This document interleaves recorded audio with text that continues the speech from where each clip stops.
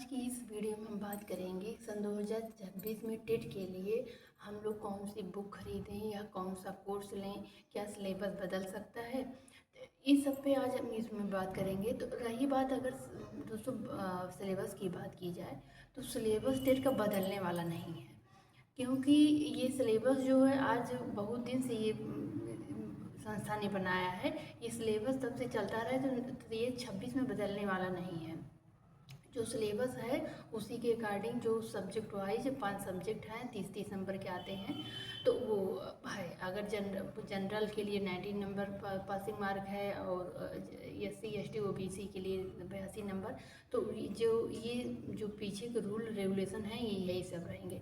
और रही बात कोचिंग की, तो कोचिंग कौन सा लें, तो देखिए अगर कोचिंग लेने की आप सोच रहे हैं तो आप कोचिंग लीजिए। सेल्फ स्टडी से तो हो सकता है, लेकिन ये हो रहता है उसमें कि ज़्यादा एफर्ट की ज़रूरत पड़ती है। हम लोगों को सिलेबस के अकॉर्डिंग को करके सब चीज़ें कलेक्ट करनी पड़ती हैं, कुछ सारी बुक को इकट्ठा करना पड़ता है।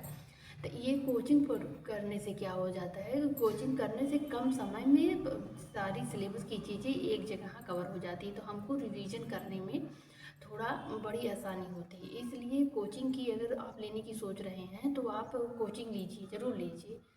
अब कोचिंग से थोड़ा बहुत ज़्यादा, थोड़ा नहीं बहुत ज़्यादा हेल्प हो जाता है।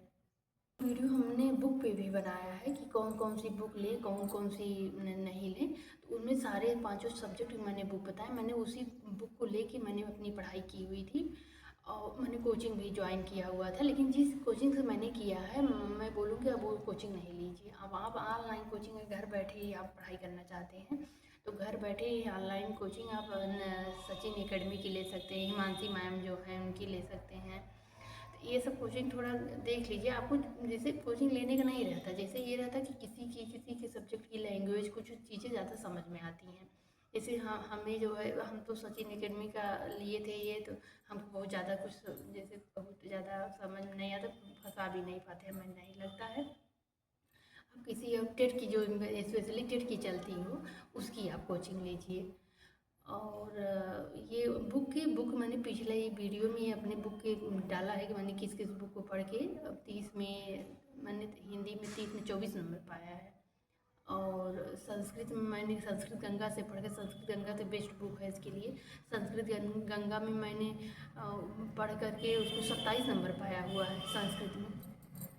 तो संस्कृत हिंदी में अगर आप ये भी आप सोच रहे हैं कि संस्कृत लें कि इंग्लिश लें, तो संस्कृत और इंग्लिश में आप, मैं बोलूँगी कि अगर जैसे इंग्लिश आती हो, मैं मुझको भी इंग्लिश बहुत आती है, ग्रामर मेरा सही था, लेकिन मैंने इसलिए लिया कि क्योंकि सुपर टेट में भी तो 10 नंबर का संस्कृत पूछता है। अगर संस्कृत 10 नंबर के 10 में टेट में तैयारी नहीं करेंगे नहीं आएगा, तो उसमें भी नहीं आएगा। संस्कृत लेने के तो दो फायदे हो जाते हैं। एक तो इधर कवर होता है, टेट में हम लोग कवर लेकर ले जाते हैं 30 नंबर का।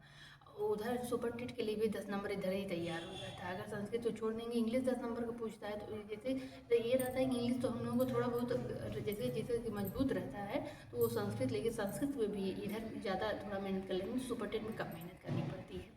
और नहीं तो सुपर टेट में पूरी संस्कृत जब पढ़नी पड़ेगी। और दूसरा रीज़न मेरे संस्कृत लेने का ये था कि जो हिंदी और संस्कृत से थोड़ा कॉम्बिनेशन भी होता, सब्जेक्ट बनता है ना, तो उसमें रहता है कि जैसे कुछ चीज़ें जब हिंदी की पढ़ते हैं तो अब संस्कृत के अपने आप थोड़ा ग्रामर में तैयार हो जाता है।